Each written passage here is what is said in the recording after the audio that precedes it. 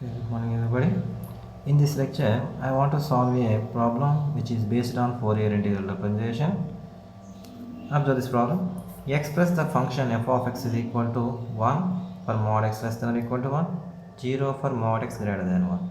Here the problem is also express this function in the form of Fourier integral. Hence, evaluate this integral value and also this integral value. This is the problem. Already the function is given. Here the function f of x is equal to 1 for mod x less than or equal to 1. Mod x less than or equal to 1 means already we know the limits for mod x less than or equal to 1 means minus 1 less than x less than 1. 0 for mod x greater than 1 means mod x greater than 1 means minus infinity less than x less than 1 or 1 less than x less than infinity. This is minus infinity less than x less than minus 1, that is not 1. Minus infinity less than x less than minus 1, 1 less than x less than infinity for f of x equal to 0. Now the formula, the Fourier integral of f of x is f of x equal to 1 by pi integral 0 to infinity integral minus infinity infinity f of t into cos lambda into t minus x dt d lambda.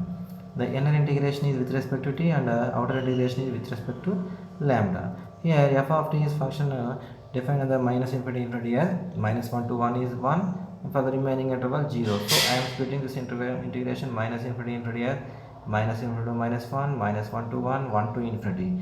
Minus infinity to minus 1, the function value is 0. So the first integration will be 0. And the third integral also, integral 1 to infinity. In the integral 1 to infinity also, f of t value is 0. So the third integration is also 0. The only integral which exists means the second integration, that is integral minus 1 to 1, f of t means 1 into cos lambda into t minus x dt d lambda. So the above integration can be written as 1 by pi into integral 0 to infinity. The first integration value is 0 plus integral minus 1 to 1 cos lambda into t minus x dt d lambda. Here this is 1 by pi into integral 0 to infinity integral cos x cos t dt is in the form of integral cos t dt cos at dt. Cos at dt means sin at by a. In the same way you can write sin lambda into t minus x by d by dt of lambda into t minus x, that is lambda, and the limits are minus 1 to 1 d lambda.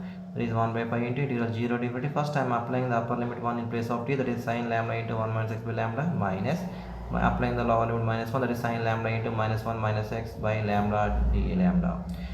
In the next step 1 by pi integral 0 to infinity. Here or in both the terms 1 by lambda is common, taking 1 by lambda common, that is 1 by lambda into sin lambda into 1 minus x, taking minus common, sin minus theta means minus sin theta, so minus theta minus plus sin lambda into 1 plus x d lambda. Here in the next step 1 by pi integral 0 to infinity, 1 by lambda into, this is in the form of sin lambda into 1 minus x plus sin lambda into 1 plus x, so it is in the form of sin a plus b plus sin a minus b. Sin a plus b plus sin a minus b means 2 sin a cos b, that is 2 sin lambda into cos lambda x d lambda. In the next step, so finally we are getting f of x is equal to 2 by pi into integral 0 to infinity sin lambda into cos lambda x by lambda d lambda. And already we know the function f of x is, and also we can take the 2 by pi is outside of the integration, it can be taken into the left hand side, that is pi by 2 into f of x. Already we know the function f of x is equal to 1 for mod x less than or equal to 1, 0 for mod x greater than 1. Okay, for mod x I am taking the only mod x less than or equal to 1, so integral 0 to infinity sin lambda into cos lambda x by lambda into d lambda equal to pi by 2 for mod x less than 1.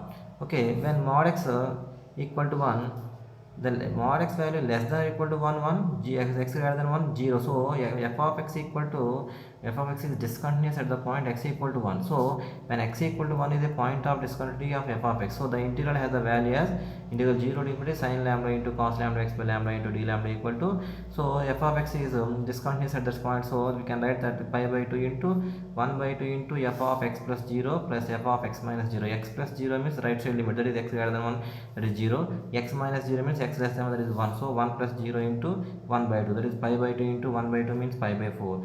Finally we are getting integral 0 to infinity sin lambda into cos lambda x by lambda into d lambda equal to pi by 4, where mod x equal to 1. This is mod x equal to 1 value.